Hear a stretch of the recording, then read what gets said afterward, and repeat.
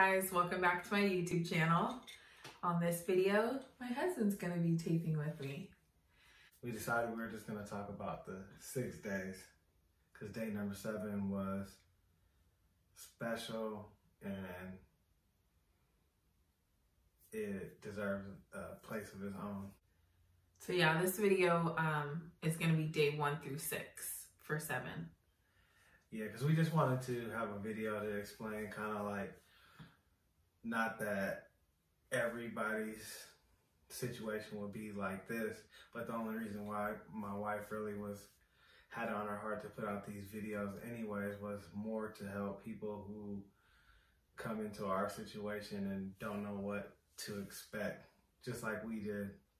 Really, you know, as a parent and as two people who love each other and have come together to really try to conceive a child in love, you're hoping, I mean, you're like cherishing this child from day 1 that you find out that you could be pregnant, and then to find out that there's something wrong, you're just hoping that you will get, that a miracle can happen, you know, or like that they could be wrong with the diagnosis, or that somehow that everything will work with the diagnosis.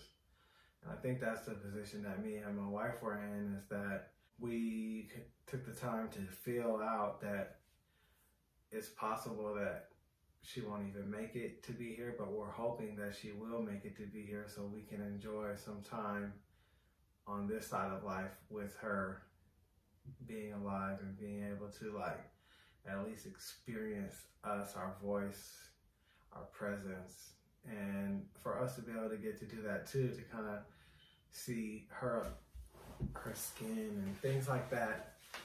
That was really so precious, and I guess that kind of gets into the days she's already brought you through, like to expect during pregnancy in a way, and I'm kind of like rehashing it and what to expect on the day of labor. And I guess that's part of it, is just that we just were really hoping that she would make it, and then after that we didn't really know what to expect or what to hope for. That's the kind of the hard part, is like we're ready in our minds to raise a child with whatever disabilities for the rest of our life, because ultimately when you have there's many parents out there who know this, that when you have a child that's born with any disability, it's pretty much you are going to be a parent for your whole life. Mm-hmm.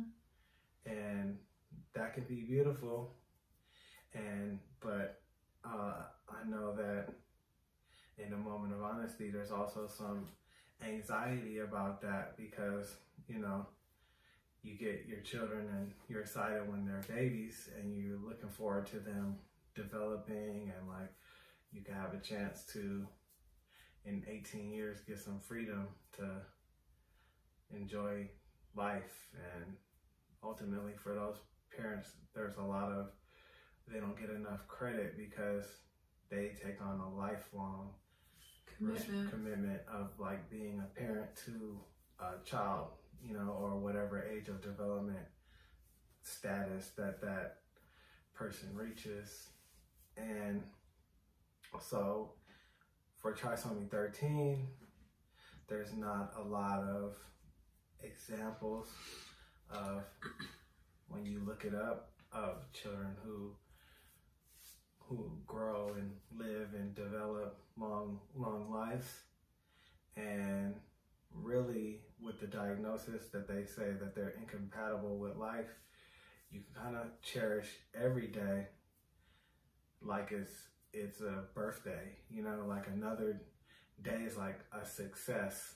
I mean, we should really feel like that with all of our days and all of our children, but it's so easy to become complacent in that. I think you may have more joy in life, because honestly, we treated Sevyn's days like that, and there's never been any days that I've had that have been more joyful and blissful than that. Like, life felt like special in that week that she was with us, it was different than like you can explain until I don't know how to explain it. Other than that, it was just, you expect for people to be in this to be like sad, but like when you hear about it or whatever, but honestly, we were never happier, and I don't think that we've even been happier since then. It's hard to gauge it like that, and I'm not really saying it just because like it's, you know, I feel like sometimes people say things to be cliche, to make something like matter, or to make it seem significant and make it seem like, to create something special for that, for that moment. But that's been something that we've always talked about, the way that it felt, the way that, you know, just being there, and the way that life felt. It was like surreal, like thinking about it, the fact of like, you kind of felt like closer to God than you ever feel in your day to day. I mean, I guess that's unfortunate in some ways too, just like anything, is that you kind of like take it for granted how much you're relying on like miracles.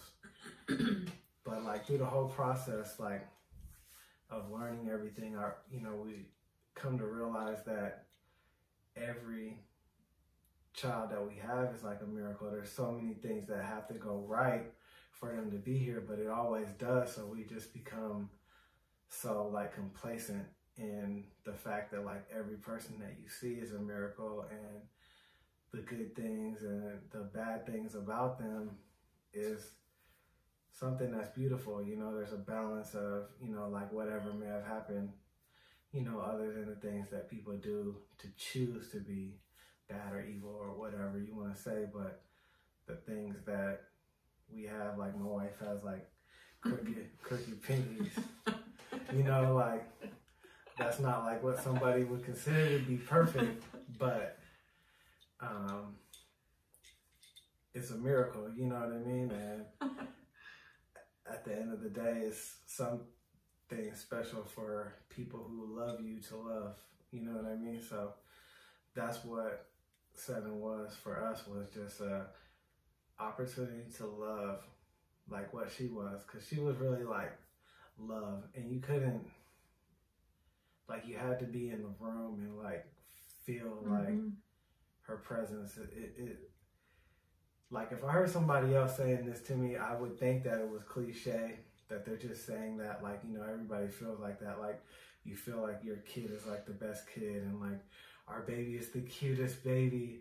You know what I mean? It's just like, I mean, we have that feeling now with our son, you know, but because there is that aspect of like, of course you like love yours and you think it's the best, but it was something different. And I don't think that we were the only, I mean, I know for a fact that we were not the only people who felt that, being in the room with her during those days. So let's talk about her first day birthday. So like my husband said, every day was a celebration. And so just knowing that we really did not know how much time we were going to have with Sev, we made sure that every moment with her was special and that we celebrated that. So I remember her first day birthday, we wanted a cake or some form of a cake. So how did you find her little cake?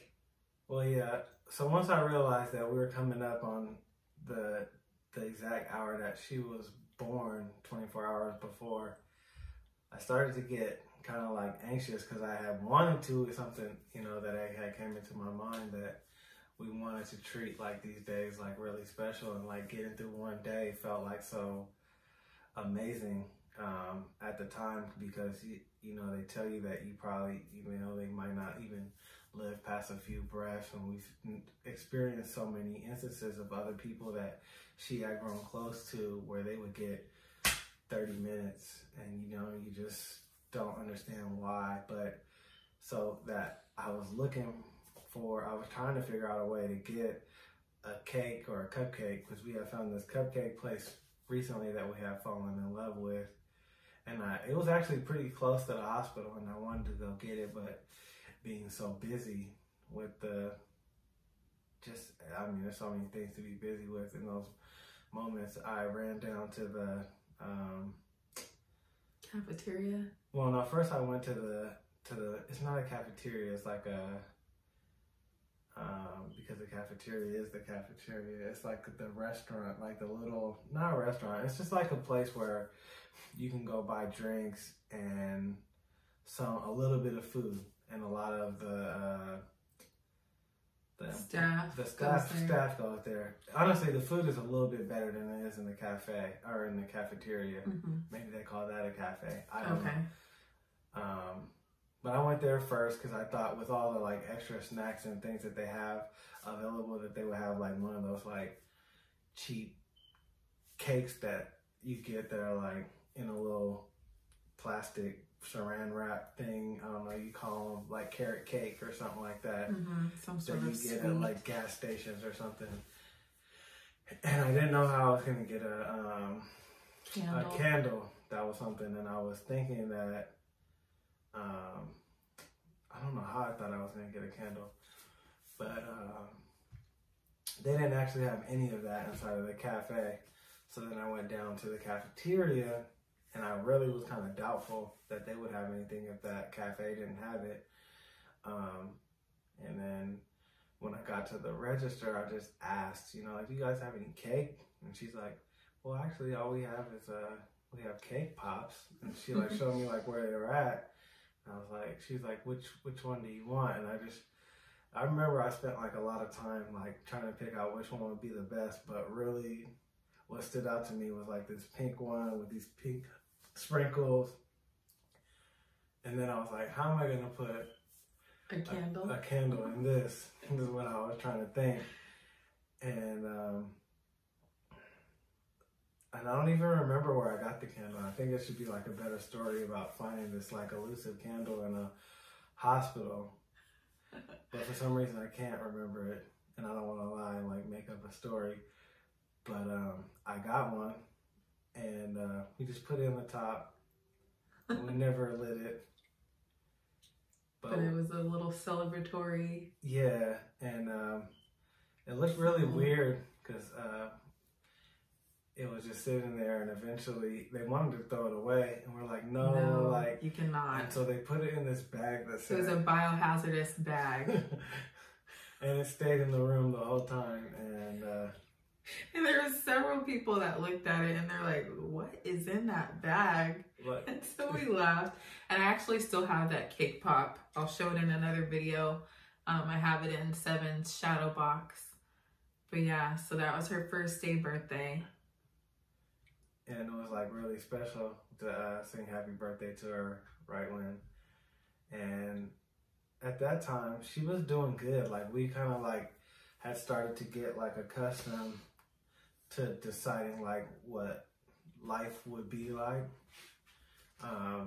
I had just started working like the night shift, so I would start at 2 o'clock in the evening and you know, work into the night, so probably like, you know, midnight, 2 o'clock in the morning. And so our decision was like, she would be there as much as she could, but what we would do is we would come home, or she would come home whenever she did, and in the morning we would get up early and we'd come spend all of our hours there until I had to go to work. That was really like our plan. We kind of knew that she was going to be there. We thought, you know, for a long time, because she seemed like she was very healthy for the most part. And we were hopeful. I mean, it just kind of seemed like that was what was going to happen. We didn't really know what to expect beyond that, other than they weren't acting like she was going to come home, but she also wasn't not thriving. She was doing well, so we were kind of expecting that. And so that was like the first day. And then the second day, they did have a specialist come in and do a brain scan So it's basically like an ultrasound of Sevyn's brain to kind of revisit the whole holoprosencephaly condition. And that's when it went from alobar, which was the most severe brain condition that she was diagnosed with in utero, to now she had semi-lobar, which is a less, it's not as bad as severe, that's the word I'm looking for, as alobar. So we were feeling hopeful, and the neonatologist, you know, assessed Sevyn and just said, you know, that things are looking good. We're just going to keep rolling with the punches and, you know, see how things go. And that was on the day that I was able to actually hold her for the first time. And I was still in the hospital up until this point because I had the C-section with her. So on her second day birthday, I got to hold her, and I didn't want to put her down. It took, I think, about 4 people to transfer her from her isolette onto me to do the skin to skin. And they just said, you know, you let me know when you're ready to put her back in her isolette. And so I literally sat there and held her until I had to go pee so bad that my bladder felt like it was going to burst. Like, I did not want to move. And she just fit so perfect, and she was so warm and just so beautiful. And yeah, that's the one thing that like we always remember about her, is just like her skin was so beautiful, and like her body was so like, it was like full, and like it was really like beautiful. And even though like she didn't weigh that much, which was kind of weird, because if you looked at her, she looked like really solid, like beefy. Yeah. And they had asked me if I wanted to hold her when she was getting done, and it just seemed so like too much. Yeah, I just wanted her to be like comfortable. I don't know, it's like the dad in you or something. Like the moms want to be close, the dad just wants to be safe or something. But so I didn't do it that day. I know what, the next day or one of those days I had to go back to work. I think it was like her 3rd day of life. You had to go back to work. Yeah, because I guess for like people going through this situation, it may seem weird knowing that she only lived 7 days, that like I went back to work. But that's the hard part about dealing with this, not knowing what to expect, is that you're hoping for the best, you know what I mean? So we're thinking like, at least she has some months. And so I'm not sure if it was day 3 or if it was day 4. One of those days, I know that I went to work and her friend came and she held her. Then I wasn't even there, so that's something that I think it was something like special about that. I don't remember. When Anna came? Yeah, or like about that time that you held her. I don't remember what it was. But she smiled. Remember, she that's right. That's smiled. Right. Oh yeah, that's like the most beautiful thing. So like if you see my wife smile, well, my wife smiles, you can't see her eyes anymore. And like, can you even see anybody when you're smiling? And that's like what Sevyn did in the video. It was like she looked and she saw her, like she opened her eye a little bit, because her eyes were like really close. I don't know if that was like what it was the reason why, but, and she like looked at her mom and she got so happy when she saw her that she like instantly smiled, and she did her mom smile and closed her eyes so she couldn't see her mom no more. But it was like the cutest, sweetest little thing ever. It's like you could just see her face like smile, and it was just so beautiful just to see. And I can feel how Seth feels, because I feel like that every time I see my wife too. But that's not how I smile. And so yeah, so I missed out on that. And like if I could do it all over again, then I don't know how to do it all over without having the knowledge. You know, if I had the knowledge, I would have never went to work. You know, but I think I just wanted to have faith and prepare to like live that life where we go back and forth. And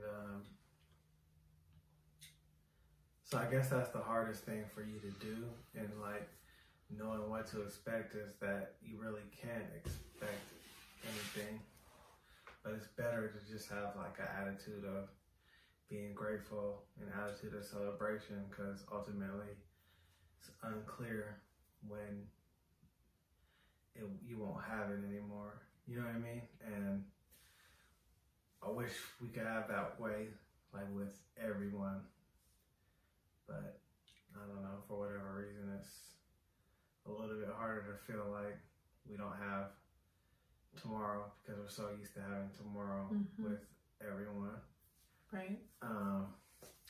So that was like something that I like as a life lesson that this really taught us, and I wish I could say I do like a better job of applying that all the time. Maybe watching this or making this video creates a reminder of that. But just going on with the days of her living, that's pretty much what we had going on, and like a lot of parents in our situation have going on, is like you're just spending time in the hospital while like life goes on around you, and like time kind of just stands still. And I don't know what day it was, if it was one of the nights that she came home. Yeah, so one thing that was a lot different than previous, having my previous babies was, because Sevyn did go straight to the NICU, my recovery was spent in the room alone. It was just me and my husband and, the visitors that we would have, but it was really difficult, hearing the rooms around me that, those mamas had their babies with them. So I would hear cries and, it just was a lot different. And so we would make, lots of trips to the NICU. I was making sure that I was pumping for Sevyn, although they did not have her on feeds. She did have sugar water that they were giving her, along with, I think, lipids and her medication. Yeah. Sugar water. We just always laugh when the sugar water, because her older sister, our youngest, is second youngest anymore, but at the time, the youngest, she's a sugar fiend. We're like, if she's anything like her, she's loving it right now. Loving that sugar. And she seemed like she loved it. But when she got it, it was like, she was just so like more alive or whatever, or vibrant. I don't want to say like alive, like she was dead when she wasn't on the sugar water, but it was just beautiful. And they would give her, the NICU nurses would do her cares, they would put a little bit of the breast milk in her mouth so she could taste it. But she wasn't on any feeds at that time.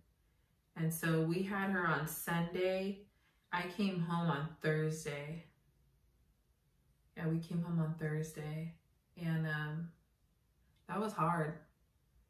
It was hard leaving the hospital, knowing that our baby was still there at the hospital in the NICU. Yeah, because I think what it'll probably be confusing when you hear it is that I went to work, but one of the days that I went to work, I went to work, and then I came back to the hospital at night to stay with her because she was still there. And that was the night, I think, that we feel like things started to go. They started to change. Because we believe, it's unfortunate. I mean, I don't want to like point fingers or anything like that, but if you're assessing things and you have to be realistic, and a lot of times these things need to be honest to help people.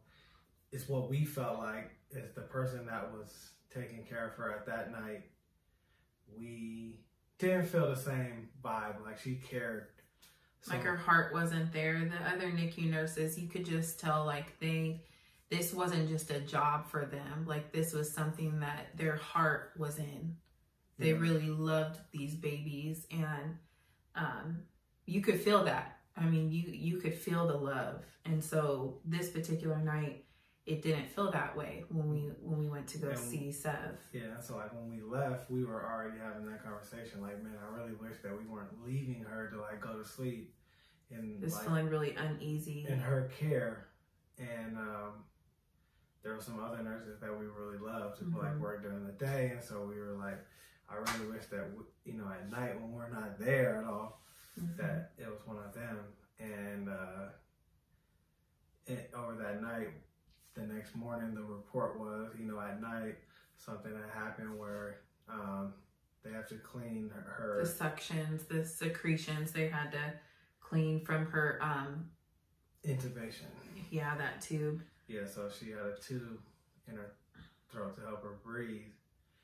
And apparently, like when they go down to clean, the person went too far and it created some bleeding like in her lungs.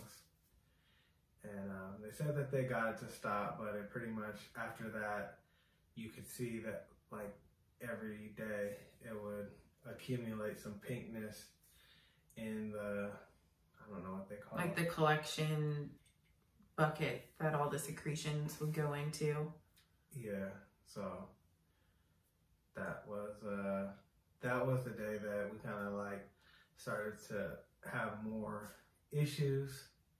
And ultimately, that's what the problem is when you have a child that's so sensitive to life. Is like something I mean, it's not little to get like some bleeding in your lungs, but a lot of people you would expect to like heal up from a nick in your lungs. Well, a healthier baby wouldn't have probably that much difficulty compared to a medically fragile baby, like Sevyn.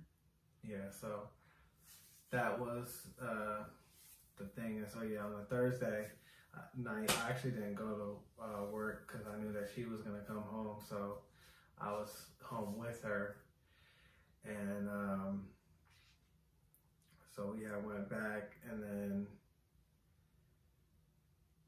it's just, that's the hard part, is dealing with negative information, because, and I feel for the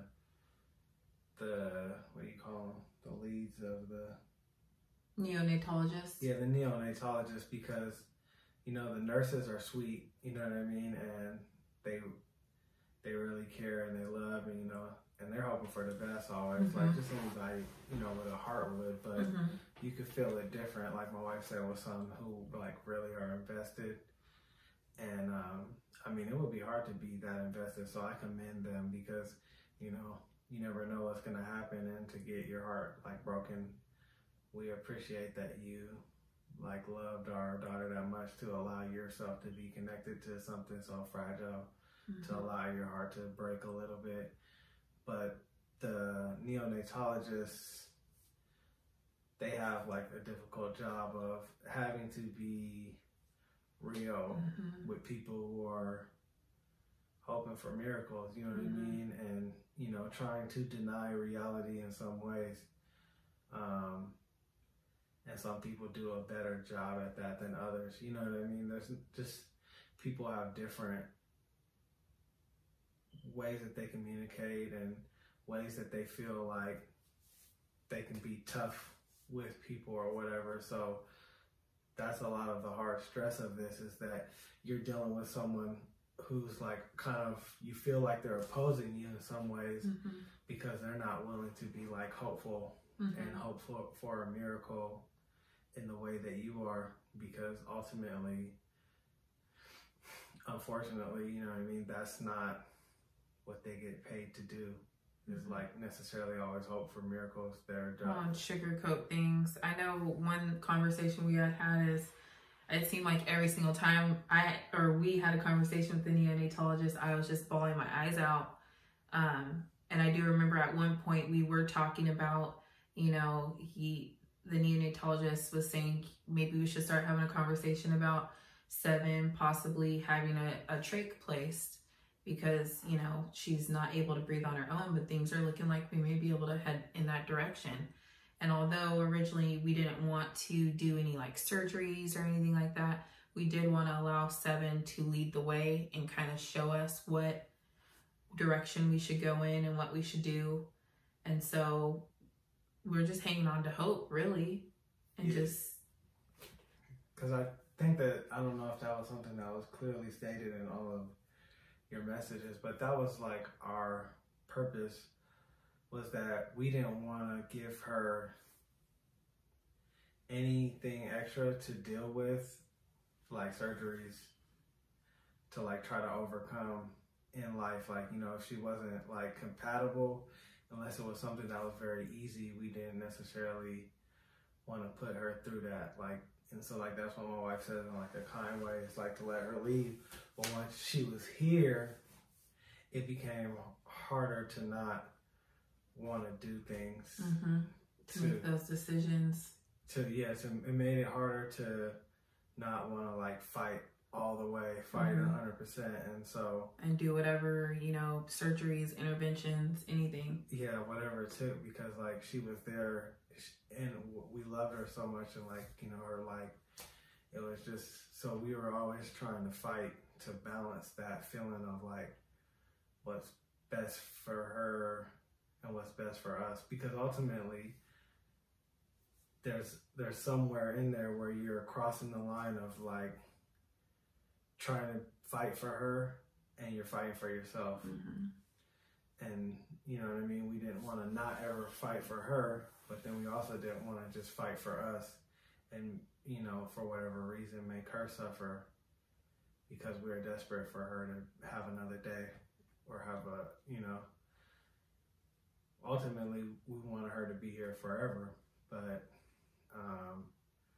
those are the difficult things that you can expect. So we feel like that's the main advice that we would have for anybody, is to try to, like, you and your partner to, or your husband or your wife, you know, your significant other, to have a plan ahead of time on how you're going to do things, so that way you can try not to waver from the emotionality that comes up when it actually happens.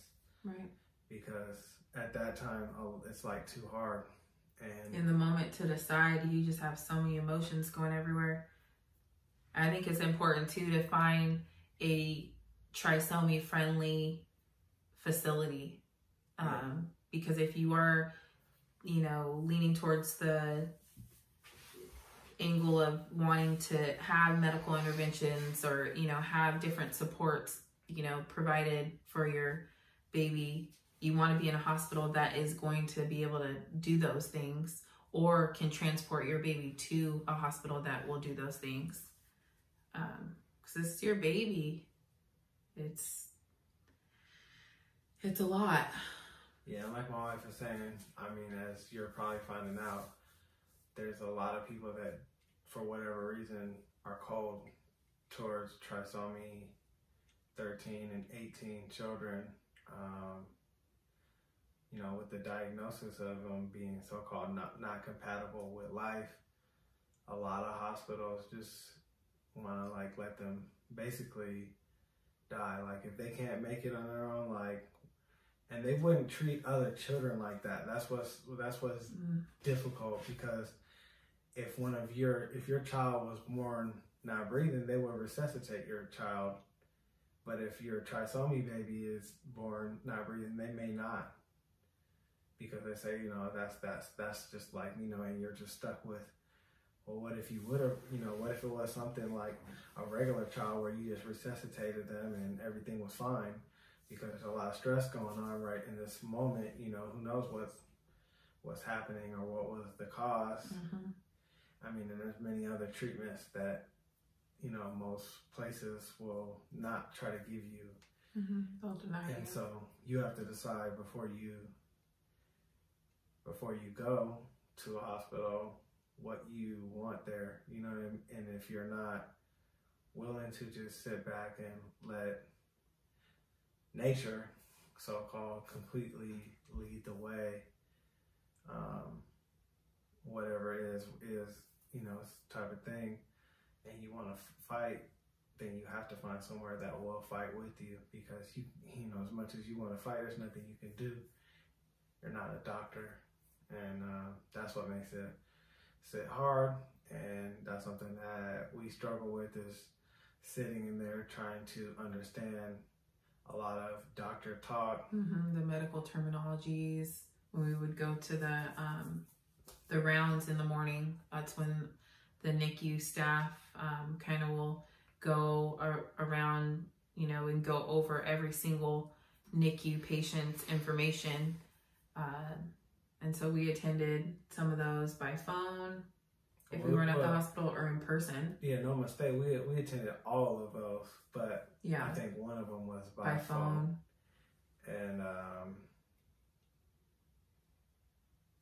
mean, those are hard, and like that's where we found out that she had that bleeding over the night, and ultimately, I guess that kind of leads us to day 6, which is a tough day. There's no way to like sugarcoat that for sure. Is she basically almost passed away on the 6th day. There was just such a change. Sev had really good tone. Like, she would clench her fists and always have them like by her face, or like she just had really good tone. Just legs, just she would moving. Do like what she wanted to be comfortable. Like she was comfortable like this, so she would be like that, and sometimes she would be like this, and like always like kind of tensed up, like balled up, move her legs and things like that. And I mean, ultimately, like with her younger brother, like we see a lot of the same things. He does all that same stuff. So for one of us, it's, you know, probably something that's in our DNA or whatever.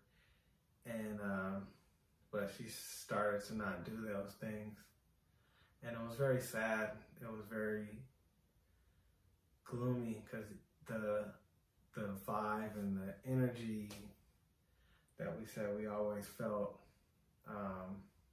it was fading.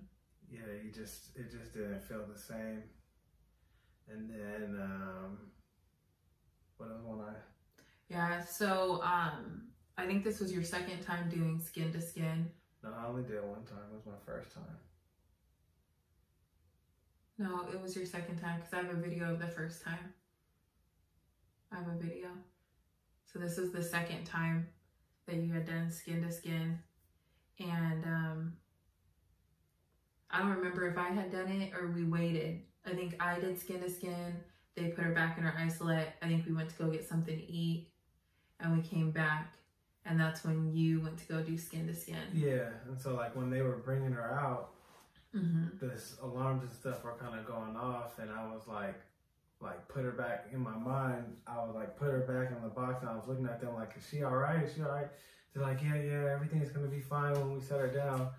Everything will settle down, and she'll be happy because she wants to be in your arms. Like, and when she was in my arms, it was like, this is not right, and everything was kind of... Yeah, they had reconnected everything. So when they transferred her from the isolate, they would always have to like take the tube from her breathing tube, like detach it so that they could get her onto one of us, and then they would reconnect everything. And so once they had made the transfer onto my husband's chest, her skin tone was super dark, and her actual tone, she was just super limp.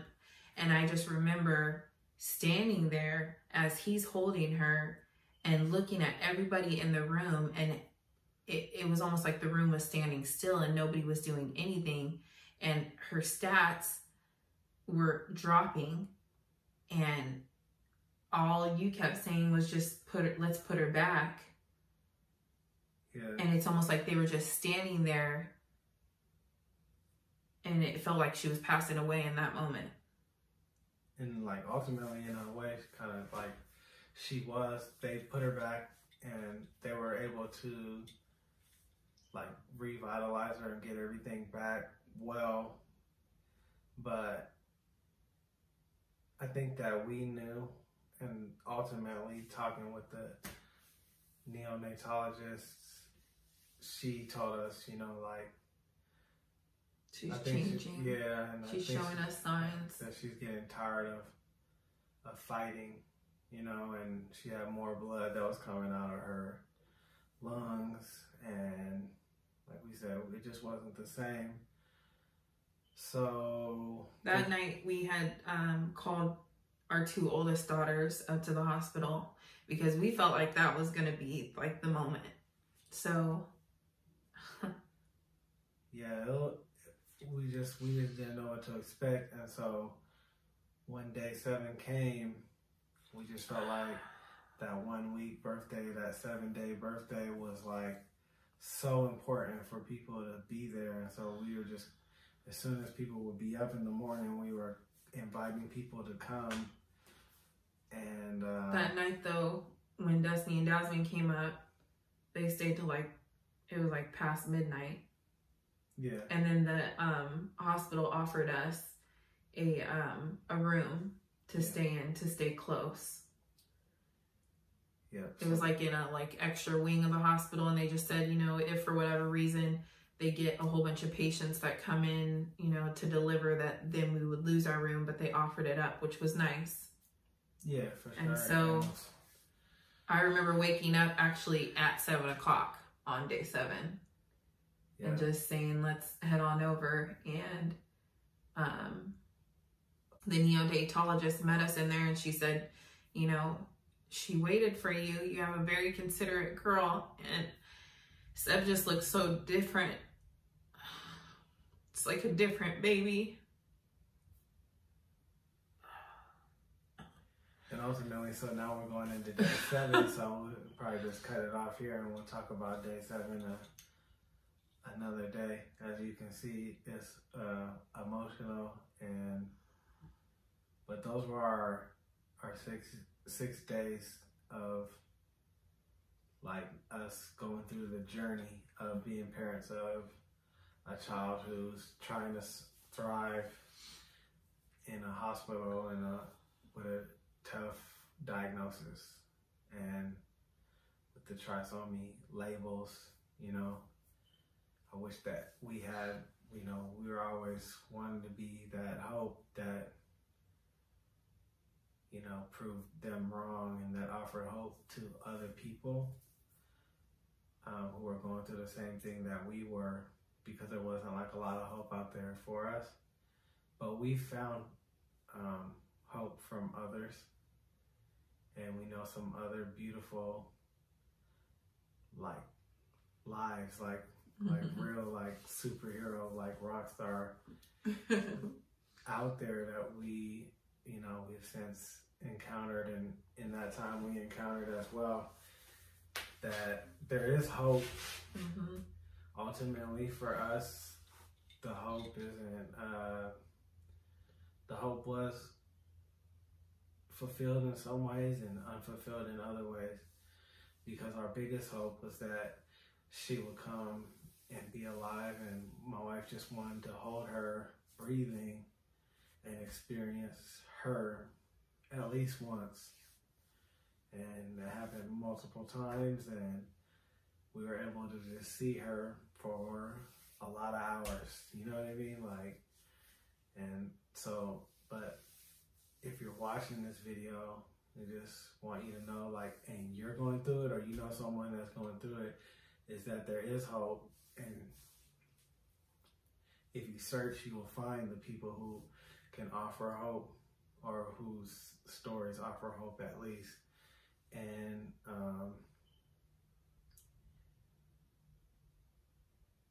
there's hope because we feel like we made our daughter's life beautiful, and she made our lives beautiful. And in that way, there's hope that at least you can experience it if you prepare for it the right way. And you have to be tight. You have to be strong. We believe bonded in faith and in our love. So we believe like that me and my wife and God. So we were strong, because they say like a 3-corded bond is like hard, is like it's uneasy to break. It's uneasy to break a 3-braided cord, and that was the only thing that made it so we were able to be the parents that Sevyn needed, and to be able to experience it. Because if you're not prepared, like emotionally, and your relationship isn't well, you could be engaged with all the stress. You could be engaged in a lot of possibly like arguments and just being upset, And I think while things are very uncertain, there's no room for being stressed and anxious, because you have to be the peace and you have to be the calm for your child while they're here. Like, they deserve that. And I'm not saying like that, like you have to be Superman or woman, but like the best thing that you can do, and to be able to like live with yourself afterwards, is to be the heaven on earth for your child while they're here. And so that's the only thing that I could say would be the most important for you, for your child, is to be able to be prepared to give that child the life that you live with no regrets from. And I feel like that people, never understand how like we're able to be so together and so like happy and like somewhat free or whatever, and just able to just celebrate Sevyn is just simply that, is that we don't have any regrets. And so, and some of that stuff is just by accident that we didn't, because you can never fully be prepared, but we just came in with that heart and that mindset, and it paid off, and if you do that, it will pay off for whatever purpose it is that your child is here, because they have a purpose, they have a reason why they were born, the reason why that they were created in your womb, even if they don't necessarily ever live outside of your womb, their life is special. And so just celebrate every moment, and then you don't have to live with the regrets later, Like my wife said, she took the time, or we took the time as a family to possibly not, know that she might not make it. So we tried to celebrate her life before she was ever here, let her experience things like the food we liked, and soda, burgers and fries, and the beach, and all kind of other stuff that we liked. Church. And those things my wife knew it better than I did, but what she enjoyed. And so that's the thing that if there's any advice that I could say is the most important, it's just to be prepared, to be patient, and just to be able to like live with no regrets afterwards, because I can't imagine what I would feel like right now, because being a parent who experienced loss, you can cry like at any moment if you really take the time to like go down that road or that path of the thoughts, and because ultimately you never ever process or fully deal with the loss. It's just a wound that never heals. And like I said before, I just feel like it's better that way, that you don't expect that it's gonna heal, because you learn to live with it and you learn to make it count. Because when you lose like a mother or a grandparent or a father or even like a brother, you know, it's hard, but at some point you kind of get to the fact that like you were preparing your whole life, that you knew that you would lose that person, but like we don't prepare to lose our children, and that part of it never heals because you miss out on what could have been, you know. And ultimately, in a situation like trisomy, children, you never ever get to even see like what would have been if the problems weren't there, you know. Like we just wanted to see how beautiful Sevyn would have been if her face wasn't impacted. She's beautiful for sure, but in a moment of truth and honesty, me and my wife felt empty that we didn't get to see like what we would have looked like, you know, as a perfect little version of us, which every parent does ultimately. You know, that's the funnest part, when you're like looking forward to picking out names and thinking about what they're gonna be like. You know, when you get to trisomy diagnosis, you change your hopes and your expectations. You stop thinking about if they're gonna be a athlete or a doctor or whatever, and you just start hoping that they're gonna live.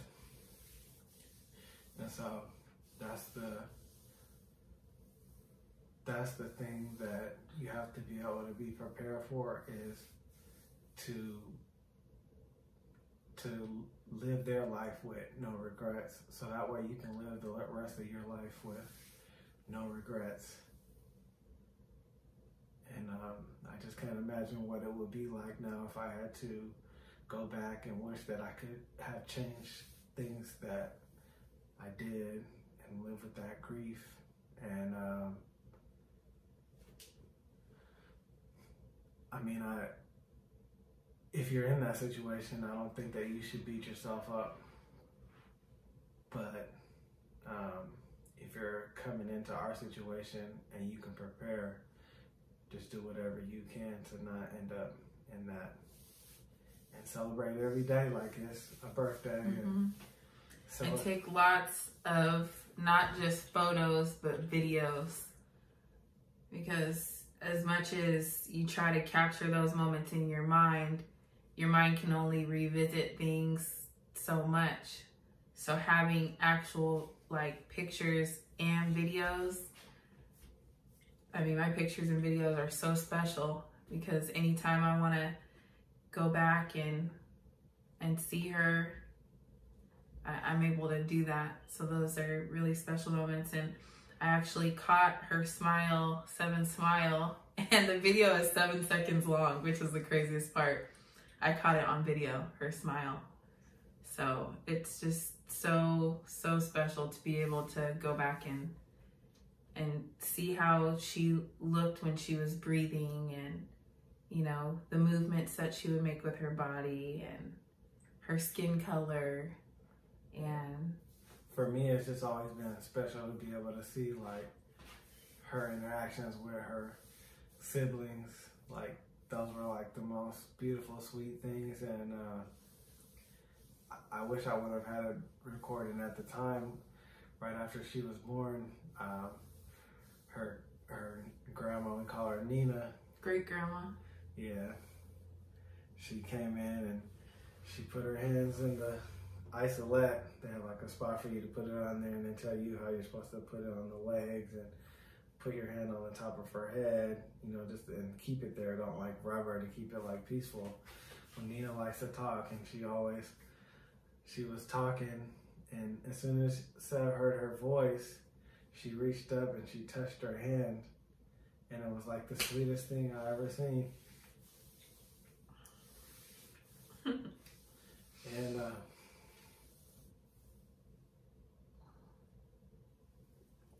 you know, so like my wife said, you know, as much as you can videotape. I feel like sometimes videotape ruins things, like in day-to-day life. Like, I try not to do it too much, too many pictures, too much videotaping. Because you're seeing life behind a camera lens or a phone. You can remember things with your own memory. Right. And just be more present in the moment. And it's hard to balance that, but if you can get those videos in, just stay rolling, or have somebody stay rolling that's with you guys. Because my wife can never see that moment that I explained, and it was like she was so used to like Nina talking to her, and if you know Nina, Nina has a particular voice and a particular way that she does things, and she just loves so much, and I think that Sev knew that, and it was beautiful, but my wife didn't get to see it. And so yeah, I think that wraps up the 6 days. Well, thank you for watching, you guys, and I look forward to putting the video out with my husband about Sevyn's 7th day of life. And yeah, feel free to like and share this. Well, please do, because ultimately that's the reason why we even take the time to put out these videos, is just to, when we went through it, we didn't really find a lot out there that was helpful or helpful. And so we just wanted to provide that. So the more you like, the more you share, the more that it helps others who are looking, because there's, you know, the way that YouTube is and things like that, it's hard to find information. So the more like things help, the more sharing. And if you know somebody who's going through that, please do share. Please feel free to reach out. My wife is involved, and she's in a lot of groups that are going through the same thing, and she can point you in the right direction to be able to find community, because it's easy to feel alone and feel upset that you're going through that while somebody you know is having a beautiful regular pregnancy. You know what I mean? And but you're not alone, and that's why I said it's good to reach out, and so you can find community, because when you're not on an island, and we found people who their stories were helpful, and even if it was that their child never made it, it was still helpful because we weren't alone. And so maybe we don't offer the hope that you're looking for, that your child is going to make it with trisomy 13 or trisomy 18 or even 21, if that be the case. But you're not alone if that happens. But believe us that there is hope that your child will make it, and we're hopeful for you. So reach out to us, and you'll have somebody on your side who's praying for you. And I just love my wife for that, and I'm grateful for the person that she is, that she's all about helping people, because it's easy to just go away after it and act like, you know, you're not involved anymore. But she's stayed around, and like I said, she has a lot to help, if anything, just to help you find the community. So follow her on Facebook at what, Sevens? Sevens Essentials. I'll post the at the end of the video. Links in the description. There you go. All right, guys. Thanks for watching. I'll see you on the next video. Bye.